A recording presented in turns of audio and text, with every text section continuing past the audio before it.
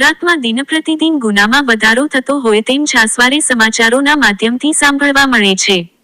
ત્યારે વધુ એક ભાભરમાં પણ ધીંગાણું ખેલાયું. સૂત્રો પાસેથી જાણવા મળતી માહિતી મુજબ બનાસકાંઠાના સરહદી વિસ્તાર એવા ભાભર શહેરમાં 30 એપ્રિલના સાંજના સમયે અમુક ઠાકોર અને દરબાર વચ્ચે સામાન્ય બાબતે બોલાચાલી થતા ઠાકોર સમાજના 5 ઈસમો ગાડી લઈને આવ્યા. ભાભર વાવ સર્કલ પાસે દરબારના યુવાનો હાઈવે પર હતા. ત્યારે સંગ્રામજી ઠાકોર તેના પુત્રો સહિત 5 ઈસમો લાકડી ધોકા તીક્ષ્ણ હથિયાર સાથે ગાડીમાંથી ઉતરતા હુમલો કરે તે પહેલા દરબારના યુવાનો પોતાના સ્વબચાવ માટે સામે સામે આવી જતા ધીંગાણું ખેલાયું. જેમાં સંગ્રામજી ઠાકોર સહિત 5 ઈસમો ગંભીર રીતે ઈજાગ્રસ્ત થતા નીચે પટકાયા.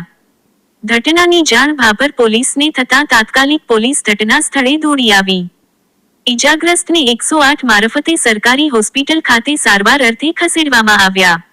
જેમાં 3 ઈસમોને પ્રાથમિક સારવાર બાદ પાટણ રિફર કરવામાં આવ્યા. ઘટનાને લઈને ધેરા પ્રત્યાઘાત પડ્યા હતા.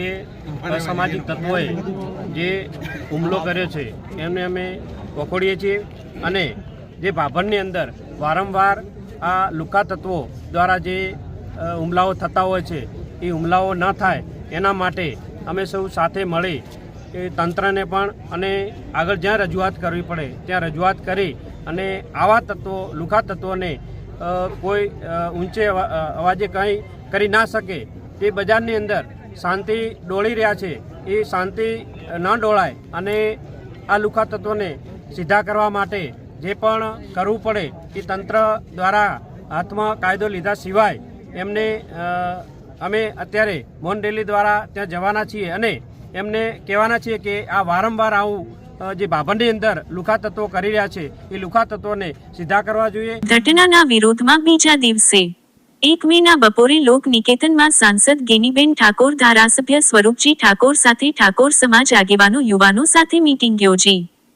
ત્યારે બાદ રાજકીય નેતાઓની આગેવાનીમાં લોક નિકેતનથી પોલીસ સ્ટેશન સુધી રેલી કાઢી બજારો બંધ કરાવી. વેપારીઓને નુકસાન ના થાય તે પહેલા ફટાફટ દુકાનો બંધ કરી નાખતા બજારમાં કર્ફ્યુ જેવો માહોલ જોવા મળ્યો હતો. રેલી પોલીસ સ્ટેશનને પહોંચીને આરોપીને ઝડપીને કડક કાર્યવાહી થાય તેવી માંગ કરવામાં આવી. ભાભર સિટીનું અને આજુબાજુનું વાતાવરણ ડોળીને અસામાજિક તત્વોએ પોતાનો મનસૂબો અને પોતાની દાદાગીરી એ બહાર લાવવા માટેના પ્રયત્નો કર્યા છે અને વખોડી કાઢીએ છીએ. અમારી પોલીસ પાસે એક જ માગણી છે, સમગ્ર ઠાકોર સમાજના યુવાનો ધારાસભ્યશ્રી છે, અમે બધા આગેવાનો છીએ. અમારી પોલીસ પાસે 2-3 બાબતની આ ભાભરના શહેરની સુરક્ષા માટેની માગણી છે. કેટલાક તોફાની તત્વો બજારોમાં તોડફોડ કરી નિર્દોષ લોકોને મારવામાં આવ્યો. હાઈવે પર તોડફોડ કરતા તોફાની તત્વોની જાણ સાંસદ ગેનીબેનને થતા શું કહ્યું કે હમણાં જ સમાચાર મળ્યા હતા કે આપણે બધા આયા પછી હાઈવે ઉપર કોઈ ધમાલ કરતા હતા.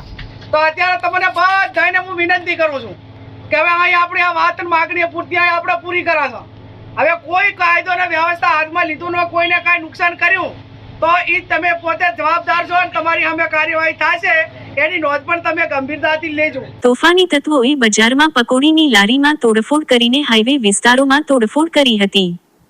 એક તરફ પોલીસે આરોપીને ઝડપી પાડવાની કવાયત હાથ ધરી, બીજી તરફ તોફાની તત્વોએ તોડફોડ શરૂ કરતા પોલીસ પણ દોડતી થઈ. ભાભરમાં ઠેર ઠેર પોલીસ પોઈન્ટ આપી દેતા વાતાવરણ શાંત રહેતા શહેરીજનો ભયમુક્ત થયા. 30 એપ્રિલની ઘટનાના 7 આરોપને ઝડપી પાડવામાં પોલીસને સફળતા મળી. આરોપી ઝડપાયા બાદ બનાસકાંઠા એસપી અક્ષયરાજ મકવાણાએ પ્રેસ કોન્ફરન્સ કરીને માહિતી આપી. તારીખ 30/4/2025ના રોજ ભાભરની અંદર કેટલાક તત્વોની વચ્ચે એક મોટા ઝઘડાનું સ્વરૂપ લેવાય છે. જે ભાભરના 3 રસ્તા છે તેની વચ્ચોવચ્ચ એ લોકોની વચ્ચે ઝઘડો અને મારામારીનો બનાવ બને છે. આ બાબતની જાણ થતાં તુરંત જ અમારી લોકલ પોલીસ તથા એલસીબી એસઓજીનો સ્ટાફ અને અમારા એએસપી જે છે એ ઘટના સ્થળે પહોંચી જાય છે. ઘટનાનું સ્વરૂપ લઈ અને ફરિયાદ દાખલ કરવામાં આવે છે અને ત્યારબાદ માત્ર થોડા કલાકોની અંદર જ 7 જેટલા આરોપીને અટક કરવામાં આવે છે. આ આખા બનાવની બાબતમાં જો વાત કરવામાં આવે તો તારીખ 30/4/2025ના રોજ સાંજે આશરે 6 કલાકે મુકેશભાઈ ઠાકોર નામના વ્યક્તિ પોતાનો છોટા હાથી ગાડી લઈને નીકળે છે. ત્યારે તેની સાથે જે છે એ બલેનો ગાડીમાં ચાલક બાવનસિંહ વિષ્ણુભા રાઠોડ તથા તેમની સાથે તેમના ભાણેજ વિજયસિંહ ઉર્ફે પિન્ટુભા દાદુભા ઝાલા જે છે એ ગાડી માત્ર અડી જવાના નાનકડા બનાવમાં બંનેની વચ્ચે એક ઝઘડો થાય છે અને બંને એકબીજાની સાથે ઝપાઝપી જેવો બનાવ કરે છે. ત્યારબાદ બંને ઈસમો જે છે એ પોતાના પરિવારને અને તથા મિત્રોને ફોન કરીને બોલાવે છે કે અહીંયા મારે એક નાનો મોટો આવો ઝઘડો થયો છે અને ત્યારબાદ તેમના પરિવારજનો અને તેમના મિત્રો આવી અને એકબીજાની સામે વધારે મોટો ઝઘડો કરે છે અને ત્યારબાદ જે છે એ હોસ્પિટલની અંદર તે લોકોને દાખલ કરવામાં આવે છે. આ ઘટનાની જાણ થતાં પોલીસે આની અંદર ફરિયાદ દાખલ કરી છે, જે BNSSના સેક્શન 115(2), 118(1), 118(2), 109(1), 189(2), 191(2), 193(3), 190, 296(b) અને 351(3) મુજબ દાખલ કરવામાં આવી છે. અને પોલીસે અત્યાર સુધીમાં પોતાના નેટવર્કનો ઉપયોગ કરીને અને ટેકનિકલ એનાલિસિસ દ્વારા 7 જેટલા આરોપીઓ એટલે કે બાવનસિંહ વિષ્ણુબા રાઠોડ, વિજયસિંહ પિન્ટુબા ઝાલા, લાલબા રાઠોડ, સુરતસિંહ જયંતિબા રાઠોડ, ચંદનસિંહ વખતુબા રાઠોડ, ઋષિરાજ વખતુબા રાઠોડ અને કુલદીપસિંહ પ્રતાપસિંહ રાઠોડને પોતાના માધ્યમથી પકડી લીધા છે અને હાલમાં તેઓને જે છે રાઉન્ડ અપ કરેલા છે.